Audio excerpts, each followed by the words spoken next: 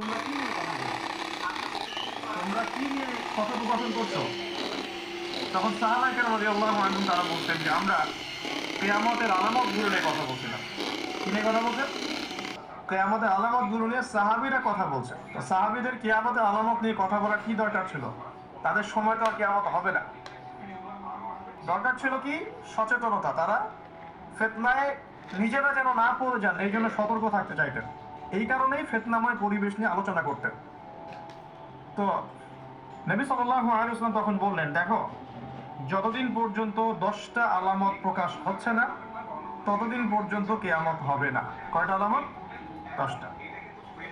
নবী সাল্লাল্লাহু আলাইহি ওয়াসাল্লাম প্রথমে বললেন, এক নাম্বার হচ্ছে মাসিহুদ দাজ্জাল। কি নাম? মাসিহুদ দাজ্জাল। দুই নাম্বার হচ্ছে ইয়াজুজ এবং মাজুজ। এর আদম সন্তান পৃথিবীতে বের হবে এবং পুরো পৃথিবীটা ম্যাসাকার করে ছেড়ে দিবে।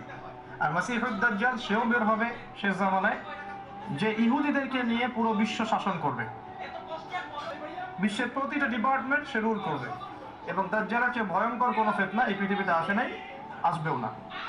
প্রত্যেক নবী তার কওমকে দাজ্জাল সম্পর্কে সতর্ক করেছিলেন।